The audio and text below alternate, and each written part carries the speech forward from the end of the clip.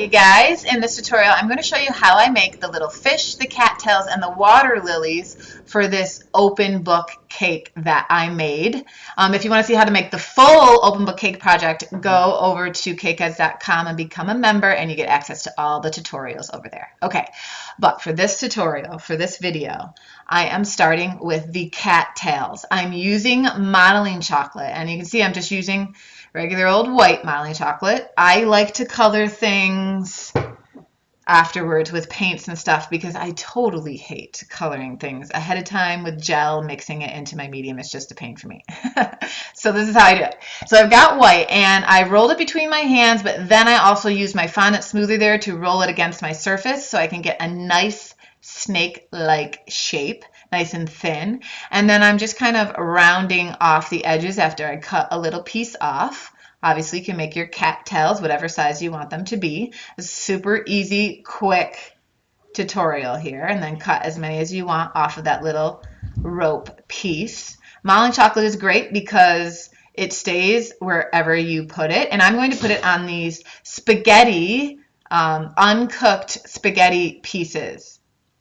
This is wheat pasta, so I think a wheat pasta might be a little bit stronger than regular white pasta, so wheat pasta might be the way to go for you if you're going to do it this way. And it's edible, which is great. So I just slide the cattail on a little piece of the pasta. Super easy. Then I am going to paint it brown with my edible art paints. You can see I use my edible art paints often here. And after I paint it brown, right after I paint it brown, I'm going to dip it into my cocoa.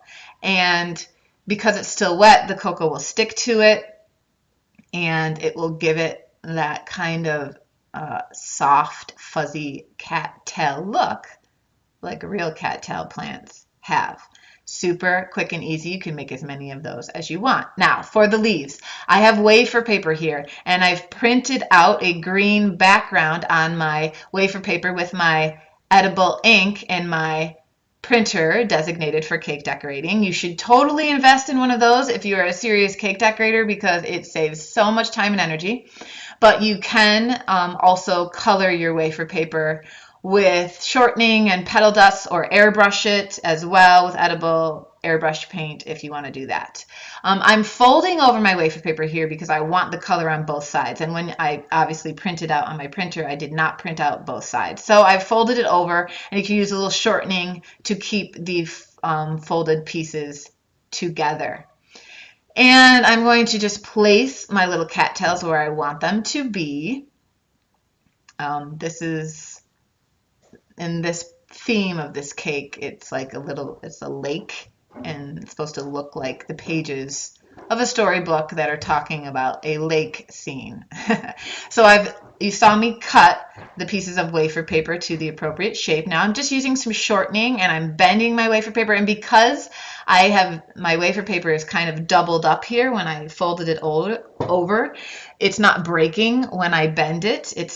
It makes it kind of strong enough to not break when I fold it or bend it into the shape I want it to be. The shortening helps with that as well. And I just stick the pieces on to both sides. They kind of are sticking together a little bit around the spaghetti strip. Quick and easy way to make cattails. Okay, now I'm making fish. I'm using modeling chocolate. I wanted quick fish here. I did not want to spend forever on these fish. So I'm rolling it into a ball shape and then kind of shaping my hands into a V shape to thin out the one end. And then I'm using my thumb like so to push down on the tail and kind of rolling the end between my fingers to thin it out a little bit. And then if you can't thin it out enough, I'm just cutting like a triangular shape out to get it to the right shape there. Using the back of my X-Acto knife or my scalpel here to create the little lines in the fin. And now for the top fin, I'm just going to squeeze a little strip on top here. And buff it out with my fingers. And then I'm going to use the back of my, oh, I'm sorry, and I'm cutting out the mouth first. I just cut a little triangular piece out for the mouth, and then I'm using my ball tool to kind of open up the mouth a little bit. And now I'm using the back of my scalpel to create a line around the fin and then the little lines on the top of the fin as well. And then a line to kind of separate the body of the fish from the head of the fish. And now I've got two straws, a regular drinking straw for the large round part of the eye, and then a stir straw for the small part of the eye, just to kind of create those lines easily and quickly. And then I just got a little piece of modeling chocolate here. I put the lines in and that makes my little fin, which I will eventually attach with shortening. That makes a very fast fish. When you need to make lots of them, it's just an easy way to do it. Okay, I'm using Roxy and Rich here because their stuff is FDA approved and edible, and I love it. So my fish is going to look like this because it's, it's a lake fish. These are kind of lake fish colors. I'm starting with Canary Yellow of Roxy and Rich. It is a edible hybrid sparkle dust is what I'm using because I thought it would be fun for the fish to have a little bit of sparkle as well. If you need to deepen that yellow a little bit because the sparkle dust doesn't give you as deep of a color as their petal dust does, also edible. So I'm using the Canary Yellow just to deepen that yellow a little bit, and then you can go back over it with the yellow sparkle dust. And then I have Emerald Green sparkle dust for the bottom part of the fish, and I just use a paintbrush and I just kind of brush it on. I'm not going to be handling these fish too much, so whatever color I put on is generally going to stay, so I don't really have to do much more with my color here. Just kind of layer it on, get it as dark as I want by layering it on. Again, if you want to deepen that color, you'll have to find a corresponding petal dust color to go with it. Now I've got cocoa petal dust that I'm using to go over the fins because the fins are, a little bit darker, and that's going to be the top fin, the back fin. Be very careful with that back fin because if you mess with it too much, it could fall off if you're using modeling chocolate. And then the mahogany sparkle dust, I'm going to go over it with that because that's going to sparkle it up a little bit, and who doesn't like a little sparkle? I mean, fish like sparkle too, right? How do you know that they don't? It's always great to have sparkle on your cake, even if it's on a fish. And then I'm going to use some shortening to attach that little fin on the side there. And I've got some black edible art paint and a toothpick, and I'm just going to dot it on that small circle of the eye. And I got a little messy with it, but you can actually take your time and do that a little bit cleaner. And that is my quick and easy little fish. Now, for my project, I also wanted some water lilies, some quick water lilies. So I have a daisy paper punch here that I got on Amazon. It's a big one.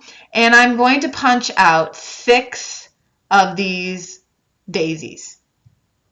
And then I'm going to attach 2 of them together with some shortening so that I will have 3 layers of daisies, right? So 2 I'm going to attach together with shortening so that I will have 3 layers. So here I am using just regular old shortening and lining up 2 of them back to back so the colors on both sides. Again, I printed out with my edible printer onto wafer paper this pink color.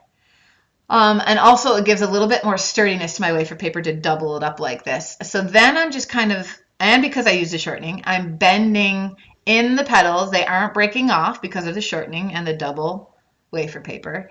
And I'm going to do that with 2 of the layers. I'm going to leave the first one, relatively open. The second one I'm going to bend in a little bit more. And then the third layer, I'm going to bend in a lot, the petals. And then I'm going to use just a dab of shortening, and I'm going to attach them to each other, making the petals offset so that they don't line up completely, and then putting the other one in the center. If you want to cut up some yellow wafer paper pieces to put in the middle, you could do that like a real water lily, but I was making these kind of fast, and I didn't feel like they needed it. You could also use yellow nonpareils. Is that how you pronounce it? Or yellow sugar pearls. You could put those in the middle of your water lilies as well. And I added them to my open book cake here for this particular project. They worked really well on here. If you want to learn how to make an open book cake like this one here, you can become a member of cakeheads.com. Join our Cakeheads family. We have tons of fun over there. You get access to all the tutorials on the site and access to the members only group where we hang out, and so much information is shared on cake decorating tips and encouragement and just support. Round the clock, become part of our family on cakeheads.com. Thanks for watching.